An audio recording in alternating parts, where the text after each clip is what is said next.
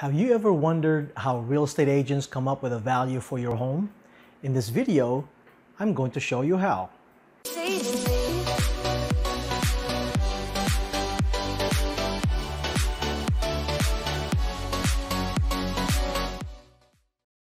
Good morning, everyone. I'm Rico Castillo. I'm a local real estate agent with Coldwell Banker Realty, and I do a lot of videos about what's in and around the Sacramento metro area and what's immediately around the Sacramento County in general. El Dorado Hills, Granite Bay, Loomis, all those areas, and even West Sac. And I talk about the pros and cons, cost of living, the best schools, the neighborhoods, just so you get to know the area pretty well. Also give tips and advice about buying and selling a home, so you get to familiarize yourself with the process. And so if you're new here, make sure you subscribe, tap that bell so you won't miss any of my future videos. So how do real estate agents come up with a value for your home? Well, there are many components to coming up with a proper value for your home, and in this video we're going to talk about how we go about doing that, but also stay towards the end because I'm going to talk about why using the price per square foot method is not the right way to do it and why it's very inaccurate. So when coming up with a proper value for your home, we want to make sure that we talk about facts. We don't want to talk about the mumbo jumbo of what your neighbor said, how much that home sold for down the street. And we want to make sure that we talk about comparable homes. So first off, let's talk about what exactly a comparable home is. So a comparable home is the same number of bedrooms and bathrooms. The square footage can be at a certain percentage.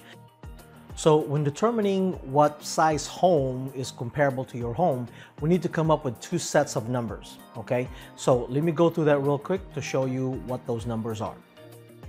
So the first set of numbers are what's 5% or what's plus or minus 5% of the square footage of your home, okay? So, and then based on that, we'll take a look at what are the homes. And when I talk about homes, we'll talk about here in a little bit in terms of what type of homes we'll be looking for.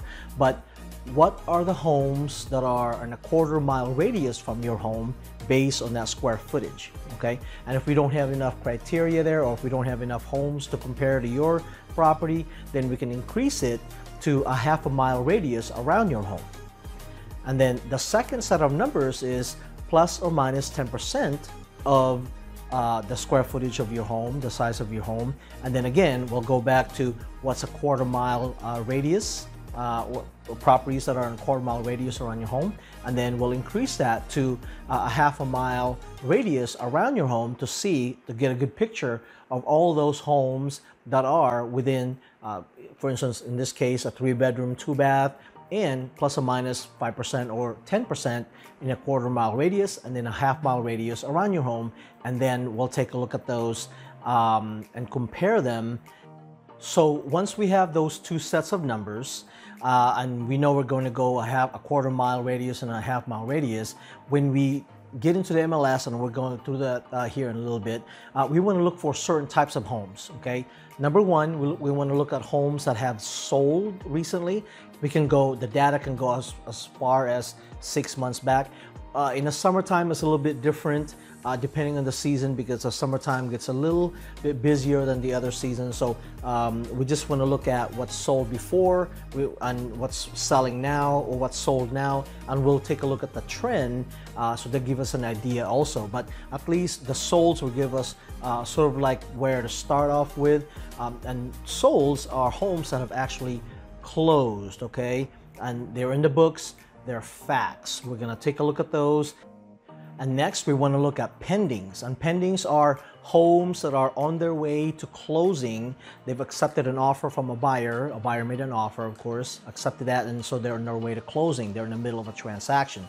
So we want to look at these homes because we want to find out, why did these buyers chose that home over the other homes, okay? So by knowing that, it will give us a better idea in terms of what we can do on our end to help us, or help our home go into escrow as well, or have buyers make an offer on that instead of the other homes. And talk about the other homes, the other type of homes we look at are actives, meaning they're currently what's on the market, and they are our immediate competition. we want to make sure that by studying them, depending on how long they've been in the market, if they're new or longer in the market, we want to find out what's causing them to stay in the market. Or if they're new in the market, we want to look at what they're priced at, the condition of the property and all that. So we want to make sure that we do our part and we don't price it too high to where we drive the buyers to that home. We want them coming to our house, to your home, and making an offer on your home. And another type of home we need to look for are expireds.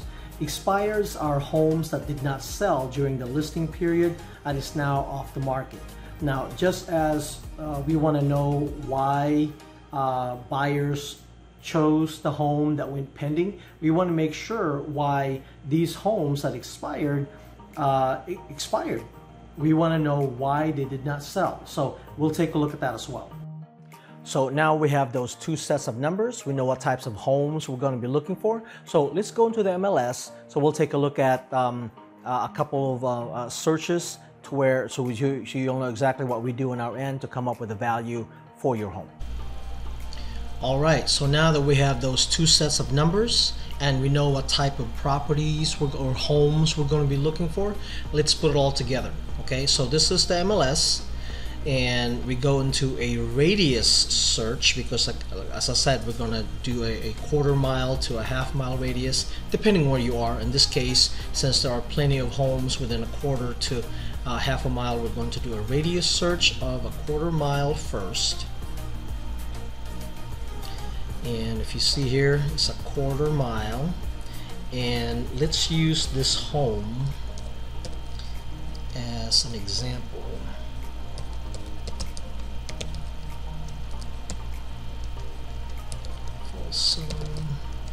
California 95630. And this is residential, one house in a lot, on a lot. And again, we're going to look for, look for actives, pendings, those homes that closed, and also those that expired. Okay, now the size of our home, I couldn't find one that was exactly 2,500 square feet, so I just use 2452 is the closest I can find, without having to really research it deeply. So we have 4 bedrooms, 3 baths.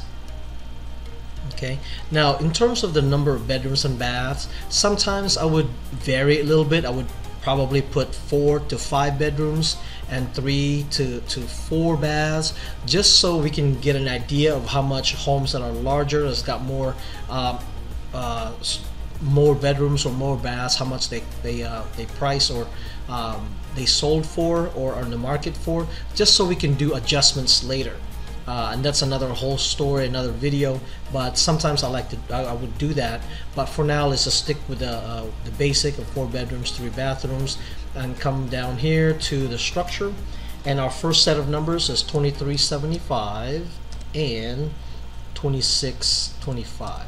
Okay, and then we go up here, hit search. And let's see what comes up. And these are the homes that are closed within a quarter of a mile, and no pendings or actives. So let's see. Let's revise this. So there's apparently not enough data at a quarter mile. Let's go a half a mile to see what's available. And we have 5. 1 is pending, and so we have a little bit more data, and so we can play around with this just a little bit more just to see what's available. Okay, so let's not go any larger at this point, any further. Let's go ahead and see what's available at our second set of numbers. So 50 and 2750. Let's see what's available at a half a mile, and we have a little bit more, still more closings, 1 pending, still no actives. So most likely I would probably go and expand it a little bit, just so I have more data in terms of what's available. But this will give me a good idea, at least as a starting point, and then go from there. I can do a little bit more deeper research to see if there are any pendings, there are any actives, and how far the property is that active listing is from ours, and then we can go from there. But this is a good idea now in terms of where we can start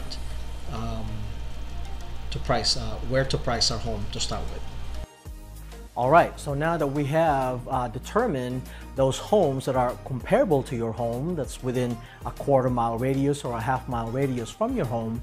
And by the way, let me just mention real quick, when I say a quarter-mile or half-mile radius, it depends on where your home is too. So if you're in a rural area, it could go as far as a mile, 5 miles, 10 miles, or even 20 miles from your home, because there aren't enough data around your home immediately. So sometimes it can go to as far as 20 miles. Okay, so it just depends on, again, where you're located. Okay, so one of the more important components is our amenities, meaning one of them is location of your property. Is your property, say for instance, a waterfront property? Do you have views of, say, the water, the lake, the mountains? Are you in a cul-de-sac? Are you in a gated community?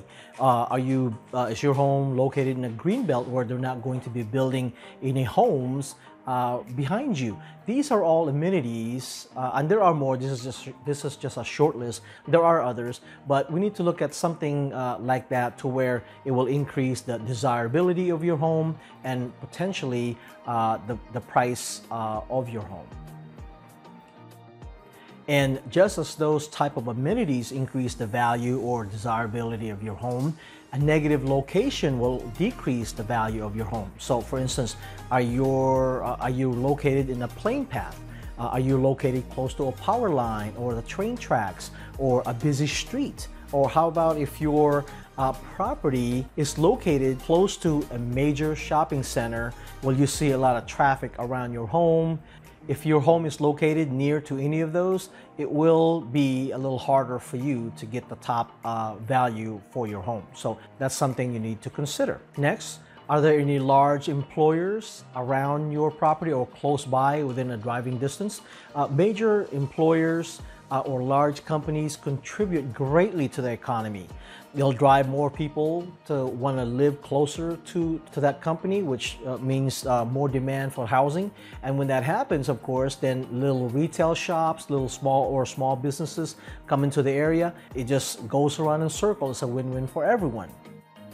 And if there are not any major employers or large companies in the area or within driving distance, are there any plans? Do we know if there are any plans to attract any of those type of employers? Because that will also be a way for us to market your home, meaning that it's a trend that your neighborhood or the area that you live in is growing, which later on will increase demand for the area.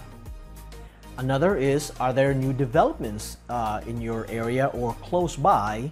And if there aren't, are there any plans to have more developments in your area?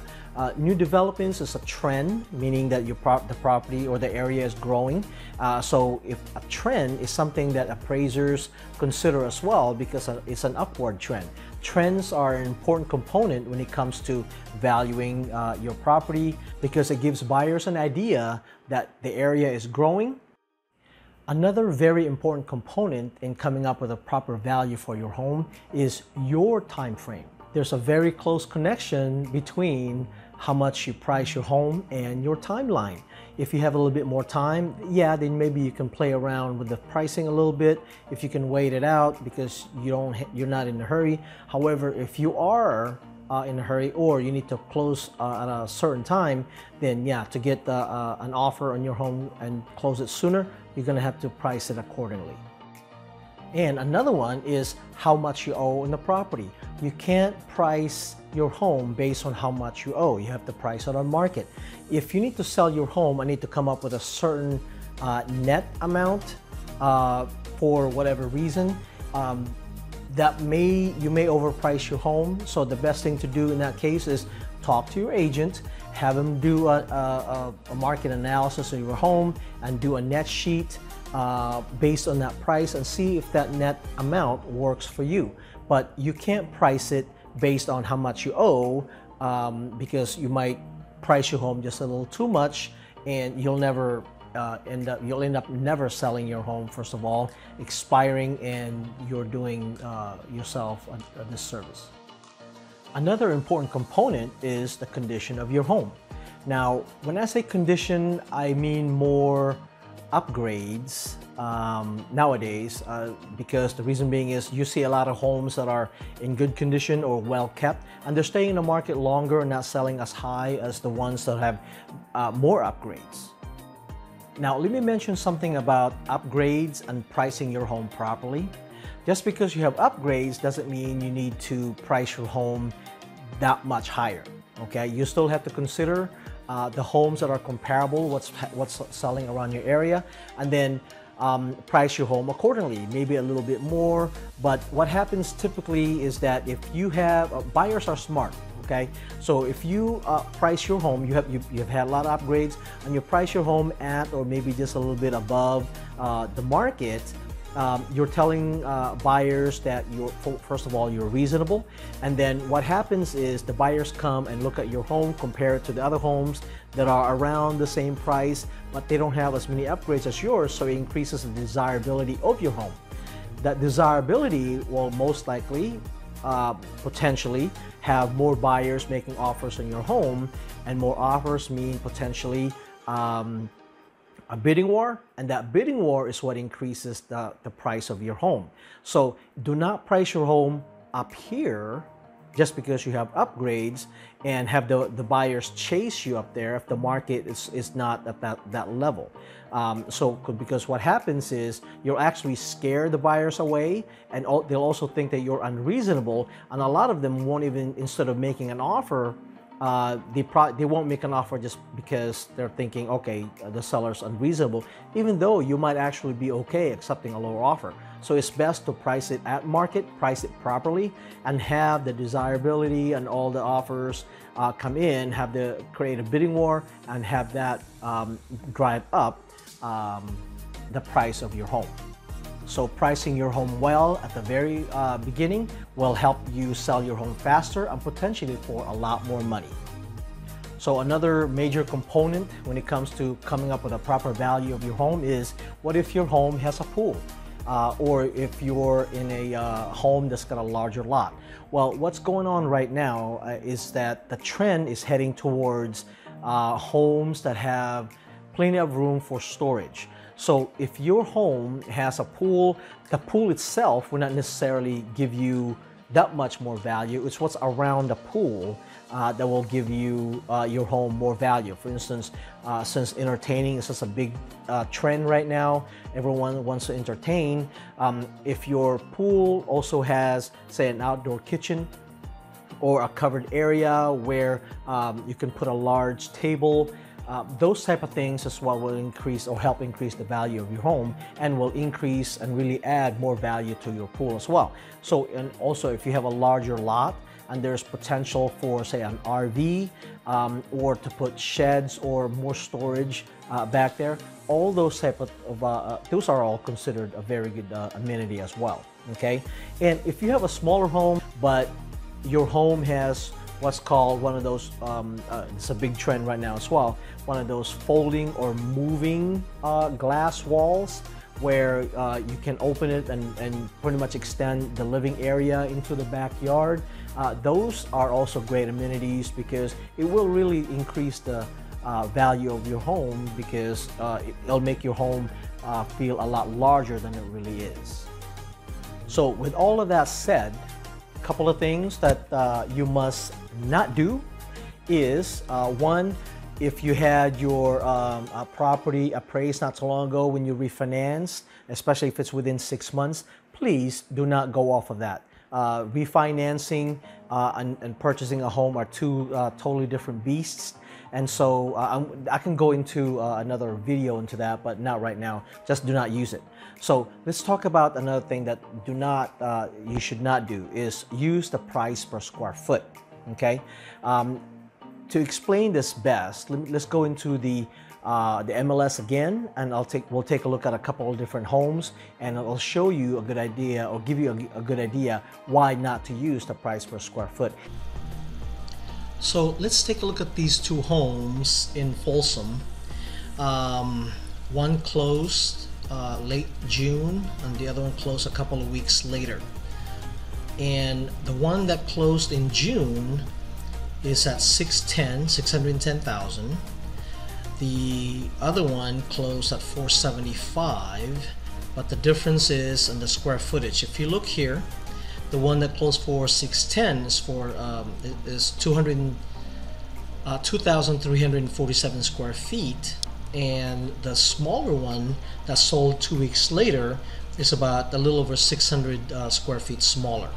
All right, and let's just scroll down over to the right here, and if you look over here, the larger home closed at 259.91 square feet, and the smaller one closed at 277.94 square feet. So let me show you why exactly using the price per square foot method is the wrong way and very, very inaccurate.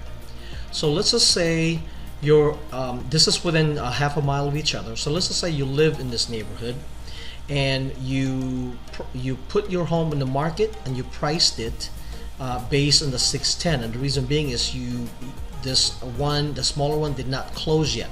So you put it in the market in between the closing of this first one, which is late June, and the one was 2 weeks later. So let's just say you put it in the market a week later, you based it on this 610, which is again 259.91 per square foot. Okay, but your home is closer to the size of the smaller one. So so what happens is, let's just say you put it in the market, and then finally this other home sold, and if you were to calculate the difference between the two, the smaller one compared to the larger one is about 638 square feet.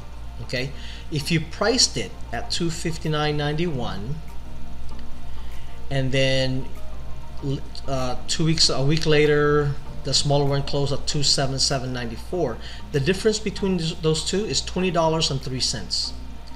So pretty much, if you take $20.03 times that by the 638 square feet difference between the two, and if you priced it at the higher price, at the larger home price per square foot based on that one, you would lose almost $13,000. Okay, your home will sell quickly because it's underpriced, but so you'll make some buyer very happy.